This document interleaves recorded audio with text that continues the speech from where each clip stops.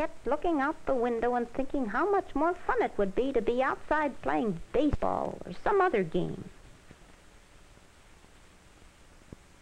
I heard him mumble to himself, I didn't have to do arithmetic. Well, I couldn't let him go on feeling that way, so I decided to teach him a different kind of lesson. Without a sound, I made myself appear on his desk.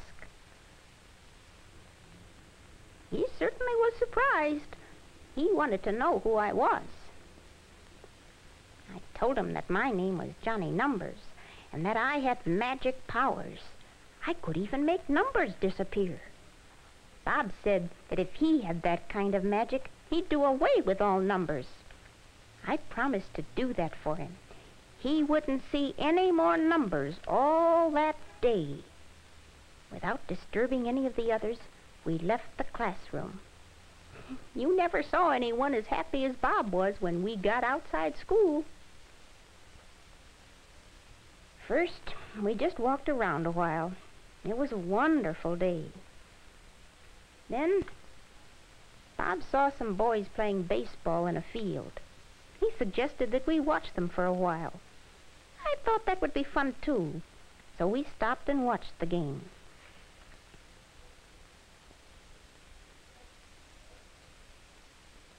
Suddenly, there was an argument about the score. The boys tried to settle it by looking at the scoreboard. That's when I made all the numbers disappear. And the boys couldn't settle their argument. In fact, they decided they couldn't finish the game because a baseball game without keeping score isn't much fun. And you can't keep score without numbers. Bob was disappointed, but I told him that I had to keep my promise of no numbers today. Bob suggested that we look in the window of his favorite store. It was always full of trains and other things he liked. Bob wondered if he had enough money saved to buy a train that was on sale. But I had to make the prices disappear before he could figure it out. Without numbers, of course, you can't show prices. Well, believe me, being without numbers wasn't exactly what Bob thought it would be. We talked about other things that we could do.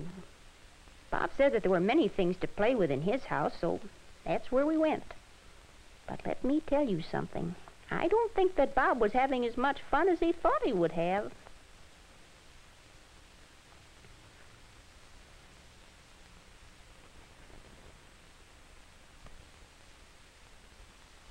Because Bob kept most of his things in the basement, we went down there first.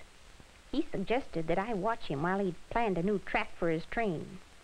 Well, the first thing he thought that he should do would be to find out how much new track he would need. He said he was going to measure to find out. I had to laugh when he said that. I knew that yardsticks needed numbers, and if he wasn't going to have any numbers that day, he couldn't have any yardsticks either.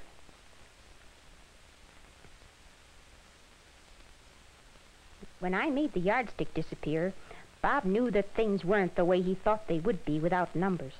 He was disappointed. I agreed that numbers helped us a great deal, but I suggested that we try to get along without them for the rest of the day the way we had planned to do.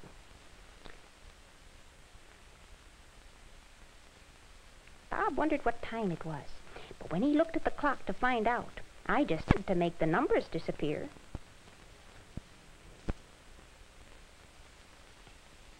He thought that a game of shuffleboard would be fun. He asked me if I'd like to play. I said, sure, but can we?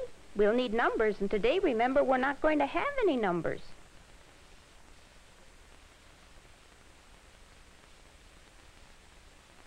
And Bob asked me if there was anything we could do without numbers. I told him that there were many things. But before I could suggest something, he said that he wanted to listen to the radio. And I had to make them go away before I could even find the station he wanted. When that happened, Bob almost became angry. I really believe that he was sorry for making his wish about numbers, but he didn't say so. Instead, he decided to telephone his aunt. His mother was visiting her. He knew that his mother would want to know that he was at home, but he soon found out that even telephoning depends on numbers. things just seemed to go from bad to worse for him.